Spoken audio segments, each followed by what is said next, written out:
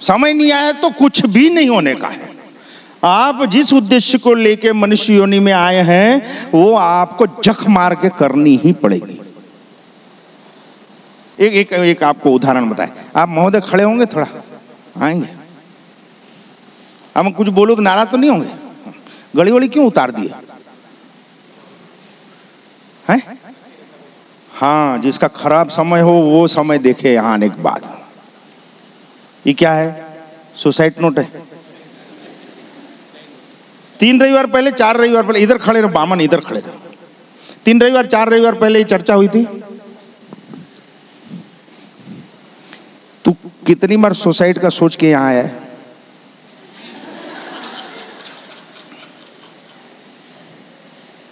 कितनी बार सुसाइड का सोच के आया है बामन यहां पर? कितनी बार? अब बोल मालूम कैसे पड़ा?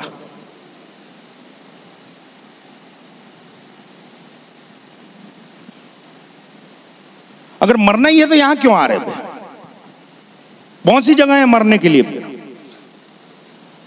यहां तो मुर्दों को चलाने की आदत है हमारी, लंगड़ों को नचाने की आदत है बेटा, अंधों को दिखाने की आदत है। दूसरे 2 दिख नहीं रहे, नहीं तो उसको भी उठाता तेरे साथ। और मरना है तो किडनी, लीवर, आंखें सब दान करके घर वालों को पैसा वाला करके जाना। का मरना ही है? क्यों नहीं मरना है? क्यों नहीं मरना है? अभी विचार जही में आया था, सुसाइड नोट लिख के आया था साला। तू सुसाइड नोट लिख के आया था कि नहीं बता? सुसाइड नोट लिख के आया था कि नहीं? ये देख, यहां कोई ये नहीं सोचे कि मेरे पिछवाड़े फोड़ा है तो मालिक मालूम नहीं है, या कहीं किसी का लफड़ा चल रहा है मालूम नहीं है, या कोई किसी की गर्दन काट के बेवकूफ बना के आया और मालिक मालूम नहीं। इस बुलावे में इस गेट के अंदर नहीं आना।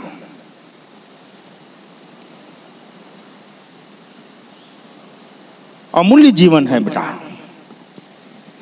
हमने हमारी दास्तां कितनी बार बताई कि हम भी सुसाइड करने के लिए गए थे, नहीं बताया? लेकिन परिस्थितियों से घबरा के नहीं, इतनी शक्ति, इतना दिमाग, इतनी मेहनत, इतनी एक्यूरेसी होने के बाद मैं एक बच्चे को बिस्किट का पैकेट नहीं खरीद के दे सक रहा हूं, उस झुंझलाहट में गया था। मैंने मेरे जीवन की सभी अनुभवों को इस चौखट में खोला है। इससे आपको प्रेरणा लेने के लिए खोला है कि ऐसी परिस्थितियां, ऐसी हाजिर जागृत ज्योत होने के बाद भी आ सकती है। तो हमने क्या प्रोसेस किया है कि ऐसी परिस्थिति हमारे जीवन में ना आए।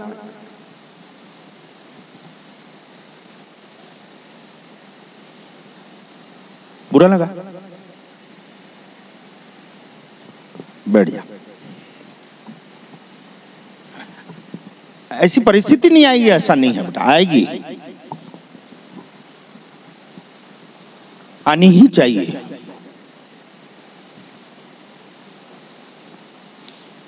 थोड़ा सा प्रज्ञा के साथ बैठो बेटा, थोड़ी चेतना के साथ बैठो कि आपकी वेदना जब महसूस करवाती है माड़ी, तो वो वेदना कितनी इकट्ठी होती होगी। आपकी वेदना, आपकी चिंताएं जब एक साथ इकट्ठी होती है हृदय में तो कितनी पीड़ा होती है। लेकिन आपके पास मार्ग लेने का टाइम नहीं है, आपके पास फोकट में खुद को सुखी करने का टाइम नहीं है। आते हो, ताली कूटते हो, सत्संग सुनते हो, प्रसाद खाते हो, पिछवाड़ा जर्राते हो, घर चले जाते हो और सोचते हो कि अकल आ गई। कितने जीव हैं जो माड़ी के साथ बैठ के डिस्कशन करते हैं, और जो डिस्कशन करते हैं वो कोई दुखी नहीं है। अगर हम किसान हैं तो कोई अच्छे बीज देगा, उन्नत बीज देगा आपको। आप जाके खेत में ऐसा डाल दोगे तो हो जाएगा क्या? हर बीज का एक मौसम है। आप अभी गेहूं उगाने की कोशिश करोगे, उगेगा?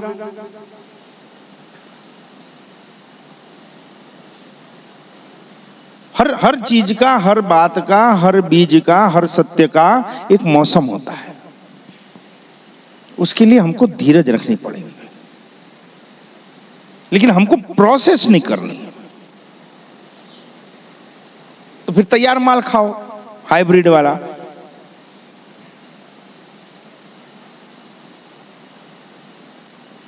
प्रोसेस करनी है तो टाइम लगेगा। मैं देखता हूं रोज खेत से आते हैं हम लोग, तो 8वीं बटालियन में भर्ती हो रही है, 8वीं बटालियन पेंड्री में भर्ती हो रही है। विडंबना है अपने देश की कि हर माता पिता अपने बच्चों को इतना पढ़ा रहे हैं लेकिन समझदार नहीं बना रहे हैं। जो देखो वो इंजीनियरिंग पढ़ रहा है, जो देखो डेंटिस्ट पढ़ रहा है, जो देखो सीए कर रहा है, जो देखो बस। भर्तियां कुछ 500 550 है राज भैया, 500 550 भर्तियां हैं 8वीं बटालियन की। ये तो पूरे भारत की एक बटालियन की बात कर रहे हैं। 500 550 पद हैं खाली, और वहां 2.5 लाख एप्लीकेशन है। 500 के सामने 2.5 लाख। रोज भीड़ को देखते हैं। एक दो को पूछ भी लेते हैं, क्यों बेटा सिलेक्शन हुआ क्या? नहीं जी, दौड़ने में पीछे रह गया। कोई बोलता हाइट में कम रह गया। तो जब तुमको पुलिस में भर्ती होने जाना है, तो अगर तुम साल 2 साल लगातार दौड़ने की ट्रेनिंग नहीं लोगे, रोज प्रातः काल और इवनिंग में आप रनिंग टाइम खुद की गाड़ी से मिला के नहीं करोगे, तो अब सीधा जाके आप बटालियन में खड़े रहोगे और सोचोगे मैं पुलिस भर्ती में हो जाऊंगा। संभव है? यही दिक्कतें हैं। जीवन में कोई सत्कर्म नहीं करना है, सद्भाव नहीं रखना है, परोपकार नहीं करना है, चिंतन और सत्संग नहीं करना है, मोटिवेशन बुक पढ़ना है हमको, मोटिवेशन लेक्चर्स हमको अटेंड करने हैं। वो चिंतन की चूरन दे देते हैं,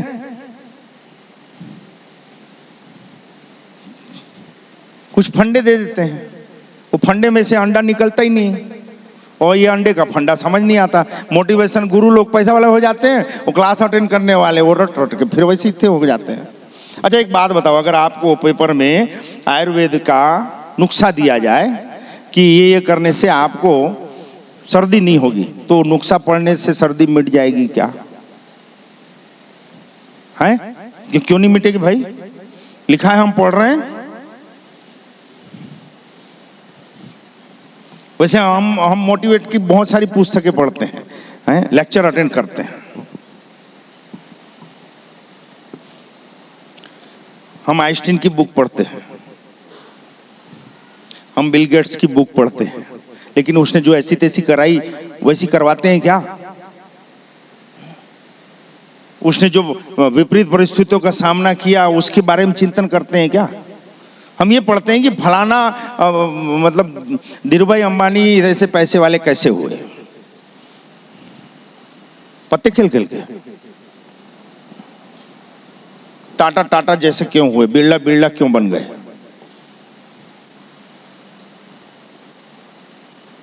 ये जितने भी हो गए, उन्होंने परिस्थितियों की शिकायतें किसी से नहीं की, उन्होंने अपनी समस्याओं के निदान निकाले।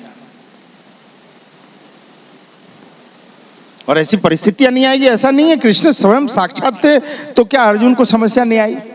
वो डिप्रेशन में नहीं आया था? उसके लिए मोटिवेशन स्पीच देने के लिए हॉल में नहीं गए थे, तब बुक नहीं दी थी उसको। पूछ तेरी प्रॉब्लम क्या है, पूछ मैं जवाब देता हूं, और अगर तू सुनने को तत्पर है तो मैं बताता हूं तेरे को कि इस युद्ध को कैसा जीत। लेकिन आप तत्पर ही नहीं होते हो कुछ जानने के लिए, आप तो स्वयं ज्ञानी हो जाते हो, और आप कुछ पूछते हैं तो आप समझाने बैठ जाते हो।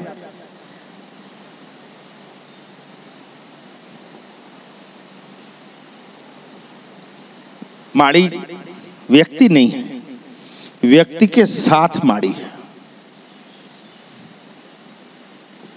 आप व्यक्ति को बेवकूफ बना सकते हो, लेकिन यहां तो व्यक्ति को भी बेवकूफ नहीं बना सकते। एक बात बताई थी ना कि बादाम खाने से दिमाग बढ़ता है। हाँ जी, हाँ ना तो बोलो, कितने लोग बादाम खाते हैं रोज? बड़ा कितने लोग बादाम खाते हैं? सबको मालूम है बादाम खाने से दिमाग बढ़ता है। हम लोग बचपन से खाते हैं। ये सैद्धांतिक शिक्षण है कि बादाम खाने से दिमाग बढ़ता है, ये फंडा है। लेकिन व्यवहारिक शिक्षण, हमारा अनुभव ये बोलता है कि धोखा खाने से दिमाग बढ़ता है। अब आप चिंतन करो, बादाम खाने से दिमाग बढ़ेगा कि धोखा खाने से दिमाग बढ़ेगा? जो जितना धोखा खाएगा उसको याद रखेगा तो वो एक शानदार व्यक्तित्व खड़ा हो सकता है। धोखा खाने से दिमाग बढ़ता, बादाम खाने से नहीं। घर में ले आए 2 किलो बादाम खा रहे हैं रोज, 5-5 ठो दूध में मिला के, पानी में मिला के, क्या होगा इससे? बाहर निकलो, दुनिया की प्रॉब्लम से रूबरू हो।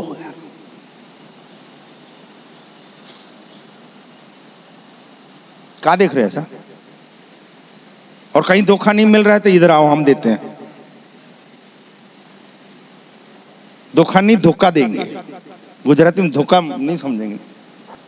सब लोग ये सुनते हैं और बोलते हैं भी कि हार्ड वर्क करना चाहिए। हाँ ना बोलो। कहीं कहीं बड़े सूत्र भी लिखे रहते हैं, कठोर परिश्रम के अलावा और कोई रास्ता नहीं। घंटा माउंट आबू जाओ और बाबा जी का घंटा देखो एक बार। मेरे को बहुत इच्छा होती है। क्यों? एक बार अंदर में खड़े हो घंटा बजवाया था, तब से जो हिल गया अंदर में, तो ऐसा लगता है जो ज्यादा दिमाग खराब करता है उसको बाबा जी घंटे के नीचे खड़े रह जाके, इतना बड़ा उसके बीच में आदमी खड़ा हो जाए, नहीं मुंडी जितना तो लोलक है उसका, 2 हाथ से पकड़ के बजाना पड़ता है। और जब बजता है तो 15 किलोमीटर तक आवाज आती है। आबू के शिखर में है।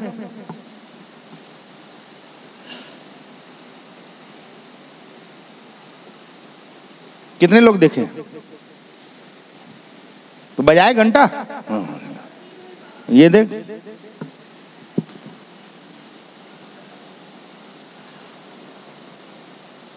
आज बड़े अजीब टाइप की खुशी क्यों हो रही है? किसी की वाट लगने वाली है।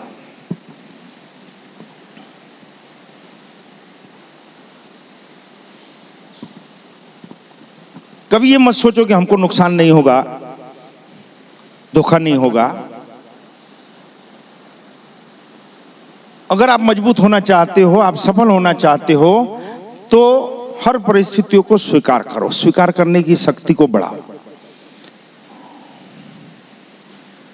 जो धोखा हो रहा है उसके लिए आप गिल्टी महसूस मत करो, हीन भावना मत आओ।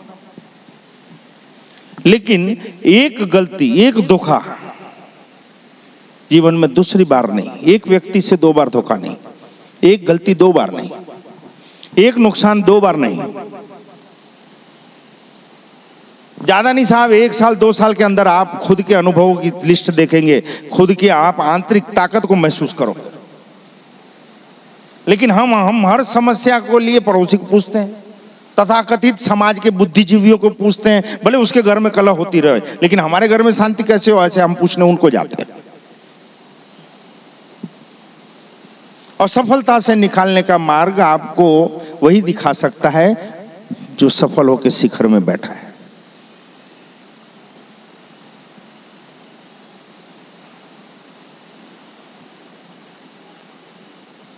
मनुष्य योनि की, मनुष्य आत्मा की, मनुष्य जीवात्मा की सबसे बड़ी प्रॉमिस परम शक्ति को यह होती है कि मैं मनुष्य योनि में जाना चाहता हूं और अपने अनुभव बढ़ाना चाहता हूं। इतना महत्वपूर्ण है बेटा, ये अनुभव की शक्ति इतनी महत्वपूर्ण है कि हम वही प्रॉमिस करके आते हैं और अंतिम श्वास तक हमको सीखना चाहिए।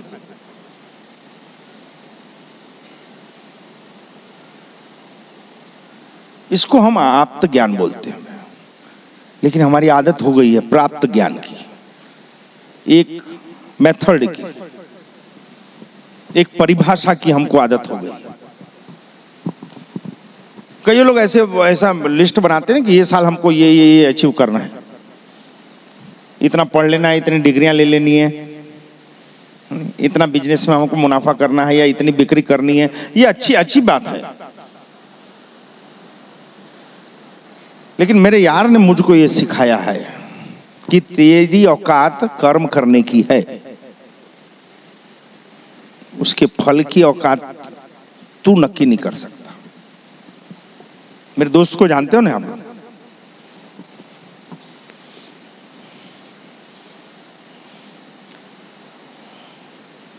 5,500 साल पहले बोल गया, लिख गया, अक्षर अक्षर सत्य है।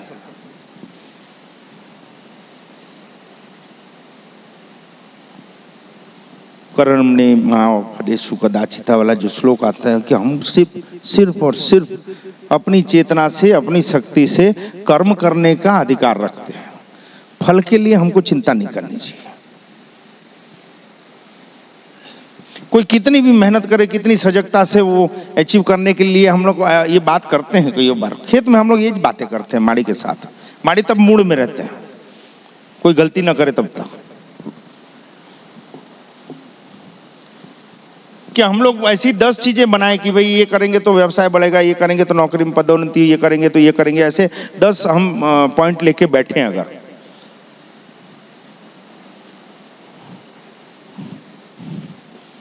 तो हम आपको ऐसे 20 पॉइंट बता दे जो एक्ट ऑफ गॉड के अंतर्गत आते, कि अंतिम क्षण में आप फेल हो जाओ। मेरे साथ हुआ है, 1-2 बार नहीं, 50 बार ऐसा हुआ है। इसलिए मेरे कोई बोले ना, मैं बोल दिया नहीं होना चाहिए। वो बोल दिया जी पेमेंट ले आएगा, नहीं मेरे हाथ में ना आए, जब तक माड़ी चरणों में ना जाए मैं नहीं मानता कि पेमेंट आ गया। ये मुड़ते में कि गाड़ी ने उड़ा दिया तो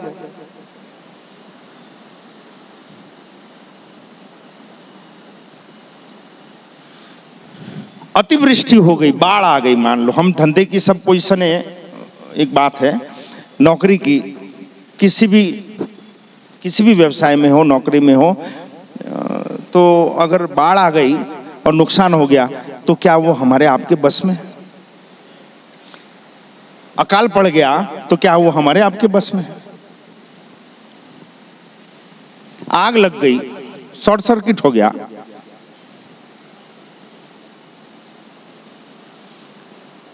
हम जितनी भी सिद्धांत को बनाए उसके सामने कुदरत के उन सिद्धांतों को हमको स्वीकार करना ही पड़ेगा। और जब हम ईमानदारी से पूरे 100% दे के जब हम प्रयत्न करते हैं तो हमको संतुष्टि का धन प्राप्त होता है कि मैंने पूरी कोशिश की, रिजल्ट आया नहीं आया, अफसोस नहीं होगा। कई आते हैं ऐसे, कई आते हैं कि भाई वो क्या बात, बहुत टेंशन, क्या करें, लड़की की शादी नहीं हो रही है। अच्छा एक करा दिए तो क्या सुखी है? कई बोलते हैं यार बहू नहीं मिल रहे काका, बहुत टेंशन में है। अच्छा जिसकी बहू आ गई वो सुखी है?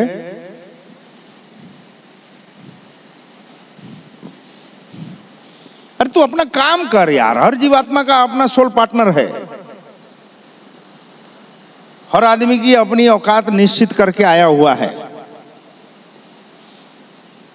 हमारे जीवन में जब कठिन परिस्थिति आई तो हम नौकरी के लिए भटकते थे, और जो आते हैं निरंतर वो अच्छे से जानते हैं। मैं 2,500-3 हजार रुपए की नौकरी के लिए हाथ पैर जोड़ता था।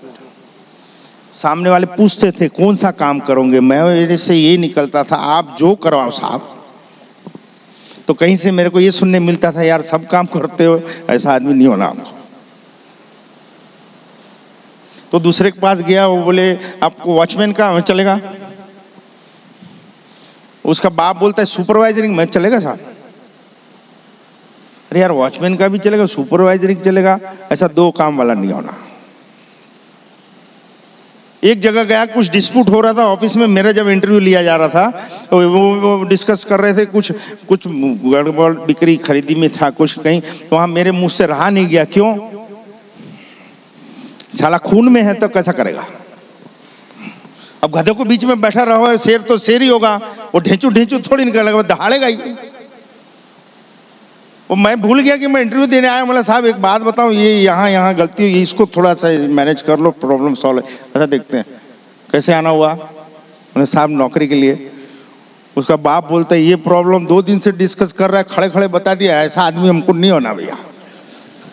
तब समझ में आ गया कि कोई बाप बैठा है ऊपर, तेरे पास औकात है, परिस्थितियां हैं, साथी है, संपन्नता है, सब कुछ होता हुआ अगर वो नहीं चाह रहा है, कुछ नहीं कर सकेगा बाबू। कुछ भी नहीं कर सकेगा।